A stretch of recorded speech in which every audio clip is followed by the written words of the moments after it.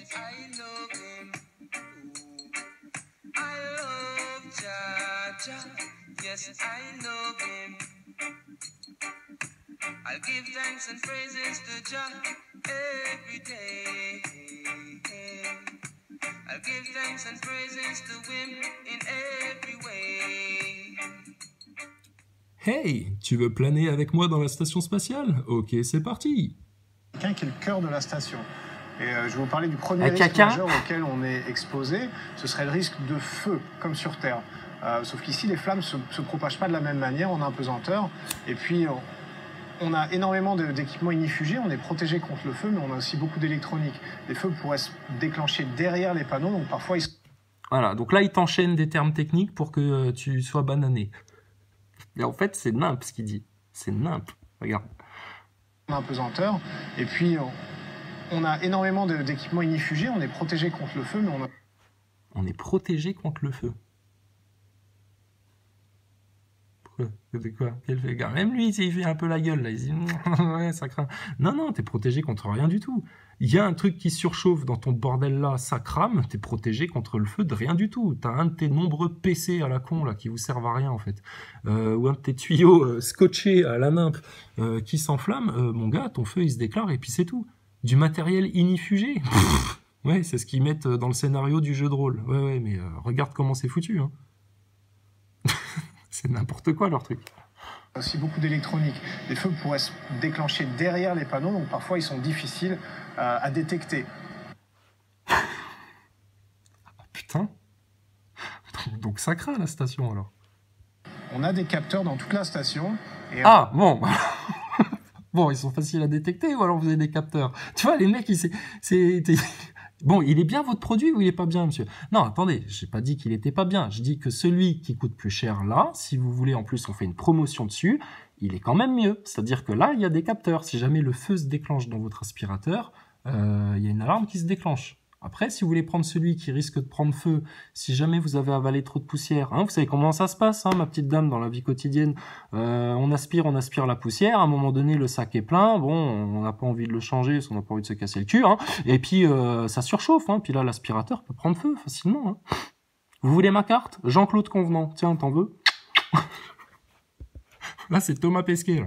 Le feu, mais on a aussi beaucoup d'électronique. Les feux pourraient se déclencher derrière les panneaux, donc parfois ils sont difficiles à détecter. Ah merde. On a des capteurs dans toute la station, et en cas de feu, une alarme retentirait immédiatement. Ah bon? Pour contrer... Et là, à chaque fois, il passe à un autre sujet. Hein, tu verras, tu te feras toi-même hein, des petites séquences station spatiale. Quand il commence à s'embrouiller un petit peu, là, hop, il passe à autre chose. Ah bon, et bizarrement, comme Maxime Nicole quand tu le croises à une conférence et que tu lui demandes des comptes sur pourquoi vous ne mettez pas les médias propagandistes en face d'eux-mêmes quand vous avez les pieds dedans, putain, et un micro devant la bouche, pourquoi vous ne parlez absolument pas de franc-maçonnerie et des réseaux secrets et du CRIF et du Bilderberg et du dîner du siècle, etc., pour bien insister là-dessus qu'il n'y a pas de démocratie à cause de ça, plutôt que de te faire chier avec ton... Enfin bref, hein? Pareil. Il détourne l'attention. Comme un magicien, comme un mentaliste. Il détourne ton attention sur autre chose. La manipulation des manipulateurs franc-mac. On a recours à des extincteurs comme sur Terre, un tout petit peu différent, soit à base de feu, une alarme retentirait... Bon, là, il y a quelqu'un qui lui balance un extincteur. Donc, c'est scénarisé, donc ils savent très bien de quoi ils vont parler. Il y a un mec qui se tient prêt avec un extincteur comme ça pour le lui balancer. Puis il n'a pas intérêt à le louper, le Thomas, parce que s'il se prend un extincteur qui lui arrive dans la gueule comme ça, même à vitesse réduite, boum, ça peut faire mal. Mais là encore, Space Cowboy. Ah ben les mecs transpirent dans l'espace, hein, et ils se lavent à la lingette. Ils font des feux de camp et ils cuisent des marshmallows. T'inquiète pas, ils sont tranquilles les astronautes. Oh putain, quand tu seras en tôle, toi, sérieux, tu serais dans quel genre de prison tu vas être en fait? Tu seras dans une prison publique où les enfants viendront te voir le mercredi après-midi en sortie d'école et ils seront tous devant toi et ils feront « Ha ha !»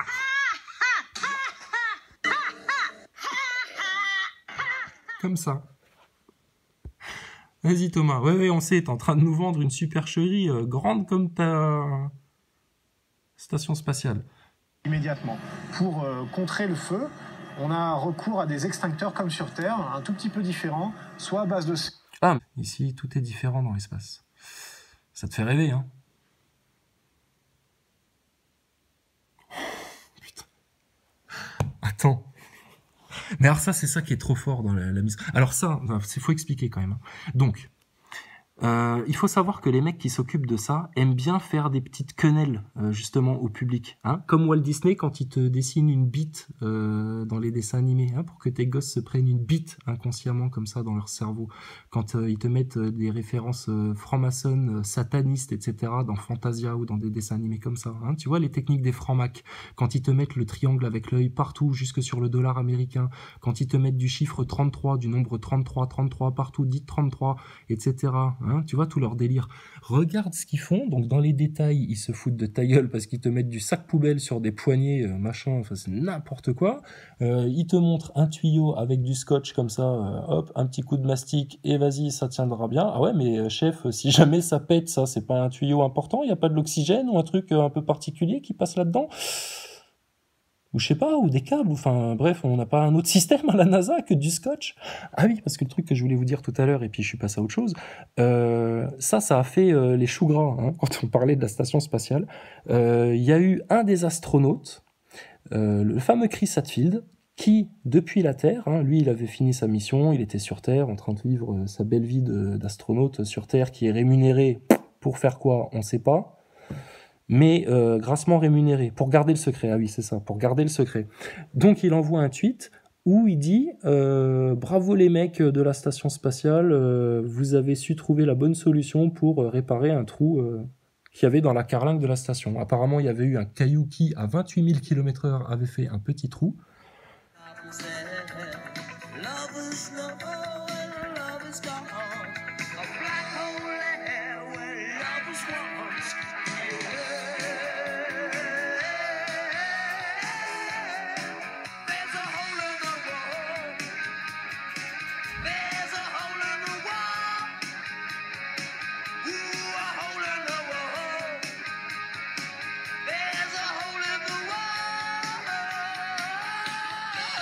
Avec les éclats vers l'extérieur. Là déjà, il y a une putain d'anguille dans le pâté. Et en fait déjà, la photo qu'il envoie, c'était la photo d'un album ou de je sais pas quoi, ou d'un bouquin. Donc rien à voir avec quelque chose. Donc de la fake news totale. De la fake news balancée en direct depuis la NASA. De la bonne grosse fake news. Hein. Et il félicite les mecs qui sont dans la station parce qu'ils ont eu la sainte idée de réparer le trou avec du scotch. Putain, les mecs, ils ont mis du scotch dessus, sur le trou, dans la carlingue d'une station spatiale qui se balade à 28 000 km/h dans le vide. Tu te rends compte? Et après, tu t'étonnes que Macron, normal, il vient te présenter les conclusions du grand débat pour te dire que, bon, effectivement, sur les impôts, on va revoir un peu les choses. Et ça va durer 150 ans, encore une fois. Ils sont foutus. Il n'y a plus qu'à leur éclater les vérités à la tête comme si tu lui jetais un extincteur en pleine gueule. Bon, alors regarde le détail qui tue, c'est ça. Sur l'extincteur, t'as écrit quoi? 0G only. Ah, d'accord, ok. Hein, parce que moi je pensais que... Ah ouais. Ah, c'est que pour s'il n'y a pas de gravité alors. Donc ça, c'est quoi ça? Ça, c'est les mecs du décor qui te placent des petits détails comme ça pour se foutre de ta gueule. Bah, il n'y a aucune utilité à écrire ça vu qu'ils sont en 0G constamment. Donc tu vois, c'est pour faire genre. C'est du décor dans Playmobil. C'est sur ton Playmobil le petit autocollant que tu rajoutes sur ton Playmobil pour que ça fasse plus vrai. Oh, Playmobil, non, les histoires. Allez, vas-y, en avant, Guingamp. CO2, soit à base de vapeur d'eau, et c'est comme ça qu'on protégerait la station entière contre le feu. Si jamais on avait... Contre le feu, même lui, il n'y croit pas. Alors Thomas, je sais pas, donc tu viens de nous dire, il peut y avoir des feux qui se déclenchent à l'intérieur de votre structure, là, dans la carlingue, parce qu'on laisse imaginer au public qu'il pourrait y avoir plein de fils, plein de câbles, plein de trucs, plein de machins, etc. Donc pourquoi vous avez des tuyaux et des câbles qui traînent partout ici? Vous auriez pas pu les foutre derrière la paroi. Mais bon, je sais pas, apparemment, putain, faut pas vous confier à un chantier. Hein. Si les mecs là, ils viennent te faire le chantier à ta baraque, c'est la vie de chantier de Danny Boone. Hein. Tu te retrouves avec le même bordel. Ah ouais, oublie tout. Ah, les mecs, ils vont te mettre le tuyau des chiottes dans le salon, au milieu, tu sais, au plafond. Tout n'importe quoi. Du grand n'importe quoi. Donc, Thomas, hein, dis la vérité, s'il te plaît. S'il y a un feu qui se déclenche derrière ta paroi, là, avec ton extincteur, même s'il est joli, qu'il est gros, et puis qu'on dirait qu'il sort de Alerte à Malibu, comment tu fais? Tu dévisses tout, vite, là, tous les petites vis, là, à la visseuse, t'essayes de trouver... Et l'alarme, je croyais qu'on savait pas. Tu vois, tu t'es contredit encore une fois, là, Thomas. Mais ça vous arrive à chaque vidéo, c'est ça le problème. Si c'était une fois où le mec il est un peu fatigué, puis il sait pas trop ce qu'il dit, etc. Non, mais c'est à chaque fois qu'ils ouvrent la bouche, les mecs là se contredisent. Ils peuvent pas faire autrement. Ils vendent un mensonge H24, 7 jours sur 7. C'est la vérité qui va vous écraser, les gars. Désolé pour vous, les globeux. Vous vous êtes fait enfumer par votre Thomas Pesquet et tous ses petits copains. Il y avait un feu incontrôlable, mais on serait obligé de quitter la station et de l'évacuer dans nos véhicules Soyuz qui se trouvent à... Voilà, et ce serait la fin de la station. Vous vous rendez compte? C'est la station spatiale, je vous promets, c'est un truc de ouf. Un truc de ouf. Le truc de ouf, c'est de voir ça, à quel point les mecs sont dans le mensonge, etc. L'autre truc de ouf, c'est de se dire qu'il y a des gens qui y croient et qui tueraient ta mère pour que tu fermes ta gueule et que tu te dises pas que tout ça c'est du fake, alors que c'est un putain de gros fake, c'est tellement flagrant. Et que... Et puis le truc de dingue, c'est les contradictions, quoi. C'est ouf, ouf, ouf. Ce serait le risque de feu, comme sur Terre. Sauf qu'ici, les flammes se propagent pas de la même manière, en apesanteur. Et puis, on a énormément d'équipements ignifugés, on est protégé contre le feu, mais on a aussi beaucoup d'électronique. Les feux pourraient se déclencher derrière les panneaux, donc parfois ils sont difficiles à détecter.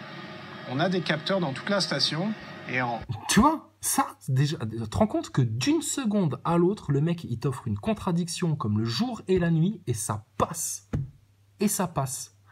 Parce qu'il a le t-shirt avec écrit ESA dessus, comme Rodriguez a son sweatshirt gilet jaune. Mais bon, ça, c'est sa frangine qui a monté un commerce. Putain, ta frangine, Rodriguez, elle est sexy, le bonhomme, hein. Oh la vache. Putain. Oh, et ouais, j'ai vu la vidéo, là, où elle te dit, ouais, et puis moi, ma carte bleue, je t'ai pris de croire qu'elle est pas bleue, justement, connard. Aïe, aïe, aïe. Elle a pas des origines sionistes khazars, ta frangine, Rodriguez? T'es sûr que t'es portugais, toi? Putain. Le gars, quoi. Un mec, si t'es portugais, va voir me faire un petit peu de rangement dans leur station, hein, parce que putain, regarde ça le bordel. T'as vu ça le chantier? Ah non, mais désolé, on est obligé de faire des blagues un peu comme ça. Oh putain, la frangine Rodriguez, waouh, t'aimerais pas la voir à la baraque, hein, la meuf là. Hein. T'as acheté le pain? Non, t'as pas acheté le pain. Qu'est-ce que t'as fait aujourd'hui? Ah, t'as été bossé, ah bah bravo. Putain, anti-imposteur, elle était trop fort sur la vidéo là. Elena Rodriguez, trop forte. Bon bref, là on parle de Thomas Pesquet, rien à voir. Elena Rodriguez, elle aussi, elle est dans l'espace, mais d'une autre manière. Bref, non, on n'attaque pas la famille, Rodriguez, t'inquiète pas, viens pas faire des menaces sur les enfants. Ça te réussit pas, ça t'énerve. tu vas perdre l'autre œil. Calme-toi, Rodriguez. Il devient tout rouge, Rodriguez.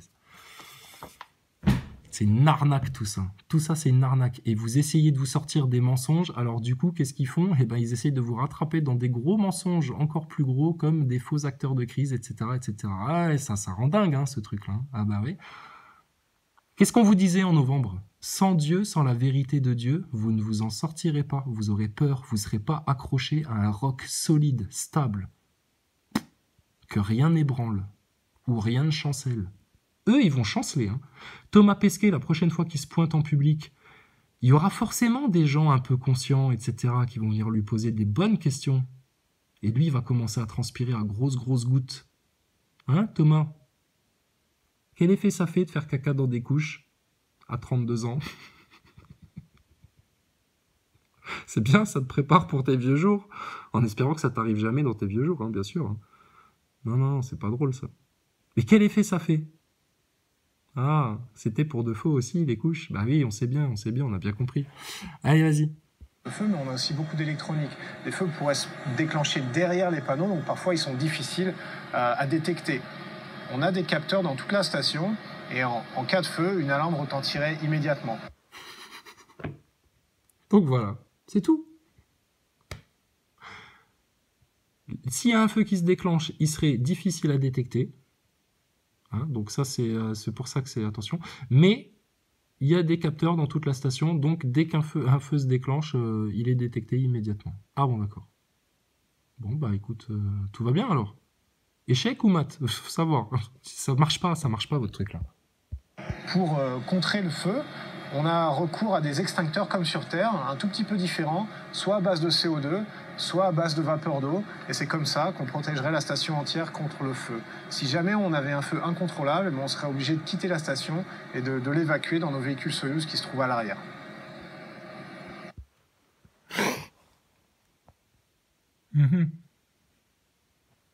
Donc des extincteurs comme ça, on est d'accord qu'il devrait y en avoir dans tous les modules, Thomas? Ok. Pourtant, Stardust avait fait une visite entière de la station spatiale à un moment où il y avait personne dans la station, mais bon, on peut dire, effectivement, ils ont fait un montage, ok. Mais on ne voit d'extincteurs nulle part. Et pourtant, elles sont grosses, les bonbonnes, hein. On devrait les voir.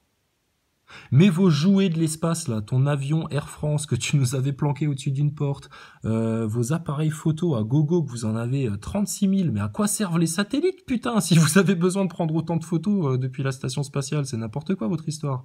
Et pourquoi autant d'appareils photo? Il y a tous les modèles. Puis où sont les bonbonnes de gaz, quoi? Et alors la question que je me pose depuis longtemps, c'est à quoi servent vos entrelacements là d'élastique, hein, comme si t'étais à l'arrière d'un break, pour éviter que le chien ou les bagages se fassent la malle, alors que il n'y a jamais rien qui est placé derrière ça, jamais. À part des fois ton petit avion gonflable Air France que vous avez décidé de ranger là. Il se passe des trucs dans la station. Attends, tu vas pas quand même me dire que c'est le chiffon de la vaisselle qui est en train de sécher là derrière, parce que là il a pas l'air de subir de l'impesanteur ton truc là. Non mais les astronautes c'est à l'infini. Hein. Les astronautes et la station spatiale et la NASA c'est bon, on peut se foutre de leur gueule à l'infini. Pour toujours. On aura toujours un petit moment NASA où on viendra fourrer notre nez là-dedans et puis se foutre un petit coup de votre gueule. Hein, ça va nous détendre. Ah, puis après on retournera faire la Révolution française. Hein, pour expliquer aux gens vraiment maintenant, on arrête le bordel. Il n'y a plus rien à attendre de votre système de menteurs. Là. On prend notre souveraineté, on prend nos gosses et puis maintenant on vit notre vie et puis tous ceux qui sont pas d'accord avec ça, eh ben la tête dans le caniveau. Hein, et puis tu rends les milliards et les millions. On les met sur une grosse cagnotte nationale qui ira pour tout le peuple français dès qu'il sera en galère, dès qu'il aura besoin de se changer les chicots, dès qu'il aura besoin de lunettes, dès qu'il aura besoin de ceci ou de cela. On aura du pognon à filer, hein, parce qu'on aura récupéré tout l'argent que tous ces fils de chiens nous ont volé depuis des décennies. Hein. Eux, plus la Fed, plus le Bilderberg, plus les réseaux francs-maçons et puis les banksters, plus toutes les journalopes et tous les éditorialistes qui nous servent la soupe de propagande à nos frais,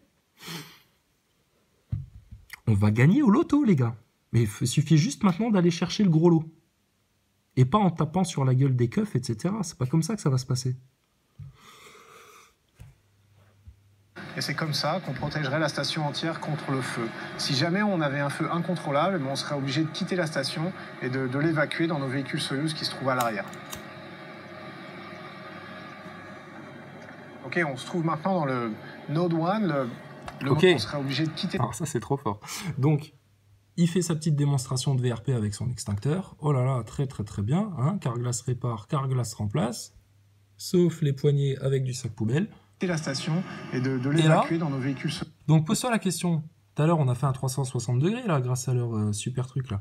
Là, il y a un mec qui tient la caméra, qui le filme. Bon, déjà... c'est pas rentable. Monopolisation de 2 astronautes pour de la merde. Ça nous coûte des blindes à la minute. Hein. Ils coûtent cher à la minute, hein, les mecs là. Mais ils se filment en train de raconter tout le temps les mêmes trucs. Et là, il a fini sa démonstration. L'extincteur, il le balance par là. Donc, l'extincteur, il arrive où? Donc, soit il se mange la gueule dans la paroi de l'autre côté, et puis là, pff, ça risque d'exploser un PC ou un appareil photo à 4 000 $ ou je sais pas quoi. Et puis, ou alors, t'as le mec qui tient la caméra, c'est un super astronaute avec des gros biscottos. Il te rattrape l'extincteur tranquille d'une main, en tenant la caméra qui est complètement stable. Et puis... Ou alors, il y a un troisième mec encore qui rattrape l'extincteur derrière. Donc, tu vois, c'est tout de la mise en scène. C'est tout de la mise en scène. À l'arrière. Avec le petit sourire séducteur. Ok, Mais tu sens dans son œil de Thomas Pesquet, là, quand il te fait ça. on serait obligé de quitter la station. Regarde-le bien, le fond de son regard. Fais-lui un fond d'œil. Soyuz qui se trouve à l'arrière. Regarde-le. Il est dégoûté, le mec, là. Donc, soit il est dégoûté de devoir passer du temps d'astronaute à parler de son extincteur à la con. On n'a rien à foutre, en fait, nous, hein, de ton extincteur. Hein. S'il y a un feu qui se déclenche dans votre bordel, c'est votre problème. Hein. Nous, sur Terre, t'inquiète, on a des pompiers, on gère. Ouais, déjà, c'est le bordel, mais ça va. Mais démerdez-vous avec votre truc. Hein. On s'en fout. Hein. Vous pouvez brûler à l'intérieur de votre bordel, c'est pas grave. Hein. Vous ne nous manquerez pas. Hein. Mais regarde, ça, c'est la gueule d'un mec qui a cru dans l'espace toute son enfance et qui est dégoûté de faire ce qu'il fait. Il est dégoûté, le pauvre. Bah ouais, mais Thomas, attends, fallait pas suivre les francs-maçons à la sortie du lycée aussi, hein. Tu t'es un peu fait entuber, tu t'es laissé enculer, là, hein, mon gars. Hein. Ok, on se trouve maintenant dans le Node 1, le module où, entre autres, on prend nos repas. Et comme vous voyez, Ah bah voilà, c'était dans le fameux module-là que Steve Swanson levait la tête au plafond et nous expliquait pourquoi le plafond était tout jauni, tout dégueulasse. Putain, sérieux les mecs, mais rangez votre piole, bordel, mais regarde-moi ça, la perceuse là qui traîne n'importe où, mais putain, mais y a pas des bois-boîtes pour ranger votre merdier là? Garde ça, des trucs avec du scotch, machin, mais c'est le merdier. C'est le merdier en permanence.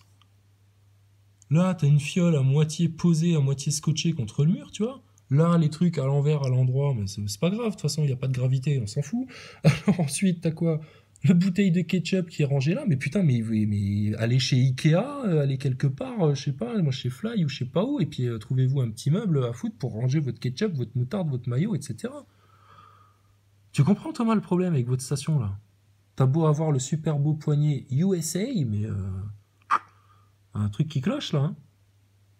Donc là, vous dites, waouh, ouais, mais le truc de la boîte de conserve qui vole, c'est tellement fantastique qu'il est forcément dans l'espace. Ah ouais, il est tellement dans l'espace, ce connard, qu'en fait, il a des lentilles de réalité augmentée. Hein, comme toi, t'as tes lunettes à la con, là, en mode cyclope, qui te font jouer à des jeux vidéo tellement prenants que tu tapes la gueule de ton gosse qui passe à côté de toi, ou que tu renverses un vase, ou que tu fous ta belle-mère par terre parce que toi, t'as essayé de shooter un zombie dans tes lunettes. Mais lui, il joue à ça avec de la réalité augmentée. Ça, c'est rajouté dans l'image. Et ça, ils en ont apporté la preuve à un moment donné où tu as une Italienne qui fait une intervention vidéo comme ça, et elle fait simplement apparaître un objet comme ça au moment où elle te parle. Et comme dans des trucages de studio télé, tu vois. Hallucinant. On mange à base de nourriture en boîte ou de nourriture lyophilisée, mais une fois qu'on a fini, on jette pas ces déchets par-dessus bord, évidemment, parce qu'on essaie de maîtriser les débris spatiaux, qui sont une menace pour les satellites, mais qui sont aussi une menace pour nous. Ces débris, une fois lancés avec beaucoup de vitesse. Voilà, donc là, il t'explique que les débris, s'ils les larguaient dans l'espace avec beaucoup de vitesse, ils pourraient leur revenir dans la gueule en faisant un tour complet autour de la Terre, tu vois. Et ça, les globeux, ils bouffent ça. Ils bouffent ça. C'est du pipeau gras, ça. Après une orbite, pourrait revenir vers nous, percuter la station, causer un trou dans la coque d'une... Donc, sa boîte de conserve de merde, là. Donc, imagine un truc beaucoup plus dense que ça, hein, genre un caillou de l'espace, hein, une caillasse, hein, caillasse. Une caillasse de l'espace à 28 000 km/h, effectivement, hein, minimum, hein.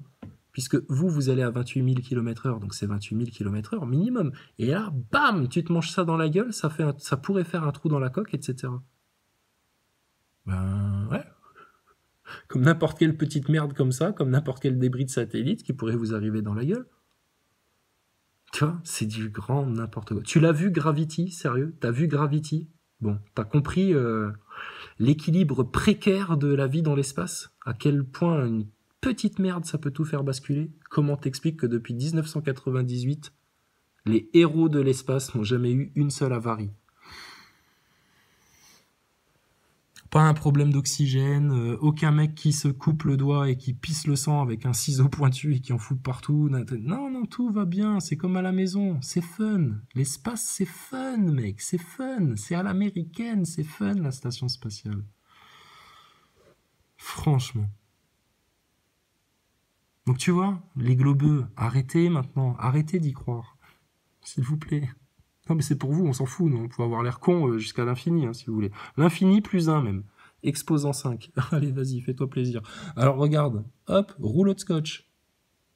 Non mais je sais pas, ils doivent peut-être organiser un déménagement à un moment donné, je sais pas, mais très étonnant ça. Hein.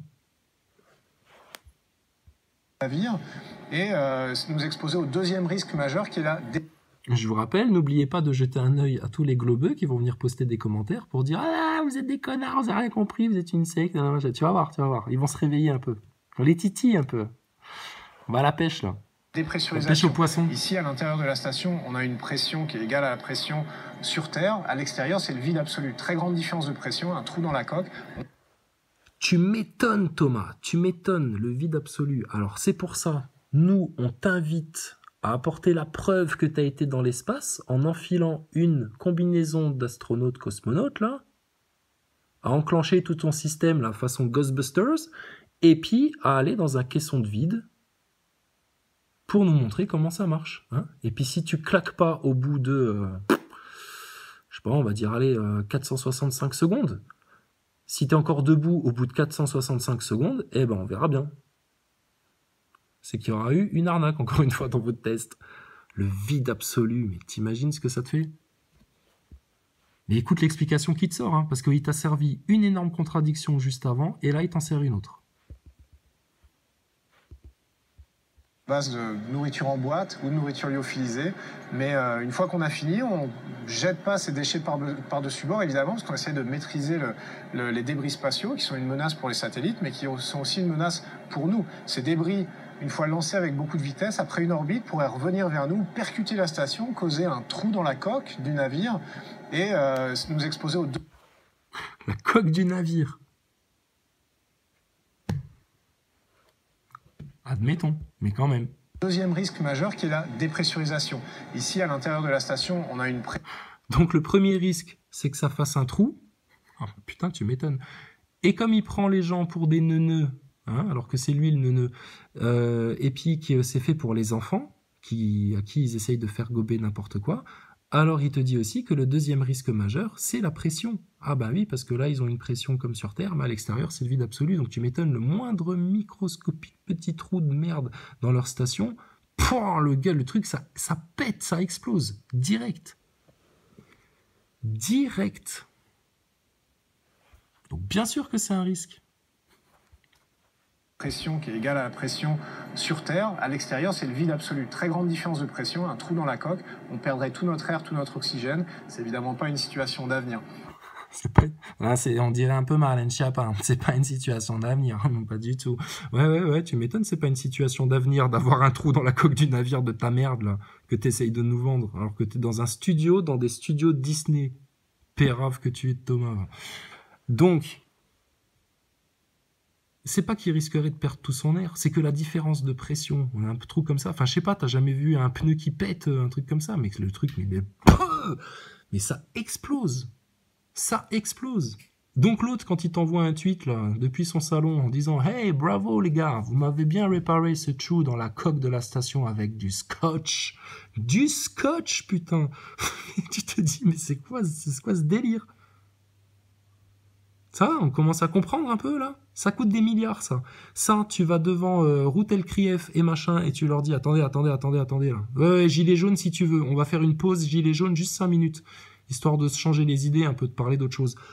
Thomas Pesquet et la station spatiale, là. Qu'est-ce que c'est que cette embrouille? Qu'est-ce que c'est que ça? D'où ça sort, ça? Ah, Routel Krief, elle va dire, attendez, vous êtes complotiste, alors. C'est complètement malade. Si vous arrive, dites tout de suite que les chambres à gaz n'ont jamais existé, alors aussi. Elle, non. Pour l'instant, on parle de la station spatiale, juste, Madame Routel Krief, si vous permettez. Je vous resserre des boulettes un petit peu, ou ça va? Non, ça va? Alors, regarde bien la station spatiale. 35 millions de dollars par jour, juste pour la NASA. L'ESA, je vous laisse le soin de découvrir. Ah ben l'Europe, là, c'est pas un petit trou qu'elle a dans son porte-monnaie, hein. Ah ben là, c'est du gros trou, hein. Et puis tu rajoutes à ça les intérêts de l'arnaque bancaire qui date de 1973 en France, Il n'y a même pas la liste des gens qui nous doivent le pognon. Hein. Oui, oui, c'est eux qui nous doivent le pognon. C'est pas nous qui leur devons le pognon. C'est eux qui nous le doivent, bien entendu.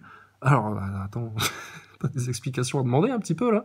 Tu comprends pourquoi la liberté d'expression, c'est dangereux en France? Pourquoi on te laisse pas parler de tout et n'importe quoi? Pourquoi les médias s'auto-enferment dans leur propre prison?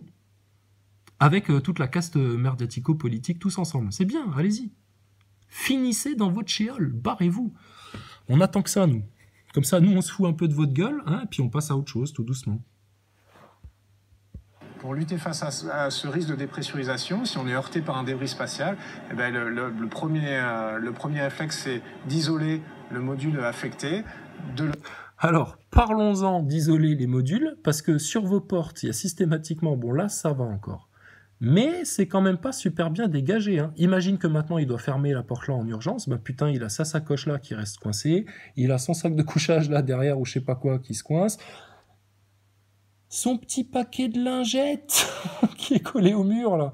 T'as vu ça le merdier? Sérieux, tu te dis pas à la NASA, ils ont pas plus des protocoles de rangement que ça? Des sacs plastiques avec des merdes pareilles, etc.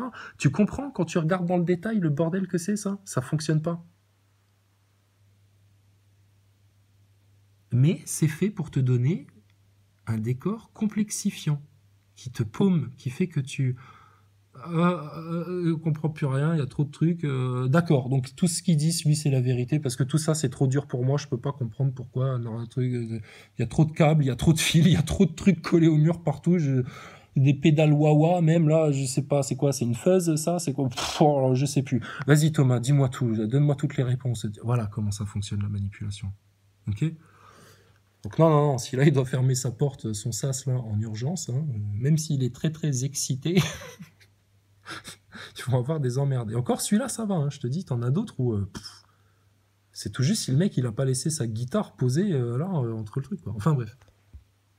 De l'isoler complètement du reste de la station. Ensuite, on a des outils pour réparer la dépressurisation. Mais le premier... Ah bah d'accord. Putain, mais Thomas, mais alors dis-le à tes collègues qu'il y a des outils pour réparer les trous dans la carlingue, parce qu'apparemment, ils ont rien trouvé d'autre que du scotch. Et vous vous en êtes même félicités les uns les autres d'avoir eu cette brillante idée d'avoir mis du scotch. Et tous les petits Stardust, les petits astronogeeks, etc., ils ont relayé le tweet là, hein, donc ils ont relayé de la fake news, hein, ces petits cons, en disant « Waouh, regardez les astronautes, machin, etc., etc. » Tout en insultant, grassement, et comme des abrutis, tous les mecs un peu plus finaux qui sont venus leur dire « Mais attendez, vous avez pas pigé qu'on se foutait grassement de votre gueule, là, encore ?»« Eh, fils de pute, fanatique religieux, dégage, t'es qu'un con, va niquer ta mère. » Oh là là, gourou, j'espère que tu vas revenir me poster un commentaire. Le premier geste qui sauve, c'est de bien gérer ses déchets, d'en produire le moins possible, et puis de les éliminer dans un véhicule cargo qui, lui, va rentrer sur Terre de manière contrôlée. Il va brûler dans l'atmosphère en éliminant nos déchets et sans danger pour nous et pour les gens sur Terre. Bon, bah alors, quoi? C'est quoi cette histoire de retraitement des déchets? Donc vous balancez, alors tu vois, c'est le truc que je l'avais déjà fait la vidéo là, enfin bref. C'est un cours de rattrapage quelque part. Donc, ce qu'il te raconte Thomas Pesquet, c'est que depuis la Terre, on fait décoller une fusée dans laquelle il y a une capsule, hein, genre un Soyouz, un truc comme ça, qui vient s'accrocher à la station spatiale. Ils foutent tout leurs poubelles, leurs merdiers, leurs boîtes de conserve, leurs rouleaux de PQ, leurs lingettes sales, etc. Enfin, je sais pas tout ce qu'ils peuvent trouver. Regarde, même lui, il rigole. Dans cette capsule-là, qu'ils renvoient sur la Terre, et la capsule, elle crame en rentrant dans l'atmosphère, etc. Et il reste plus rien. Rien du tout. Bon, alors. Ça va ? Bon, déjà, tu fais décoller ta fusée, putain, pour une grosse benne poubelle. Ah bah, dis donc, ça coûte effectivement très cher, l'espace, ça pollue beaucoup. Tiens, transition écologique. Bah, en voilà la grande idée. Plus jamais on fait décoller une fusée. À quoi ça sert? À quoi ça sert? Ça bouffe une caisse de kérosène, etc. Qu'est-ce qu'ils font avec les fusées?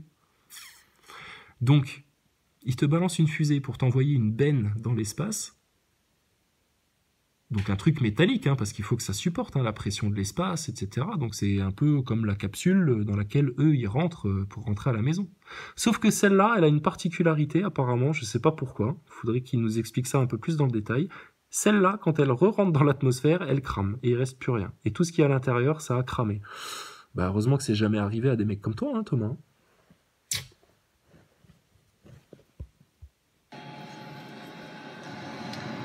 La ressource principale à bord de l'IA. Changement de décor. Changement de décor. I've got to make it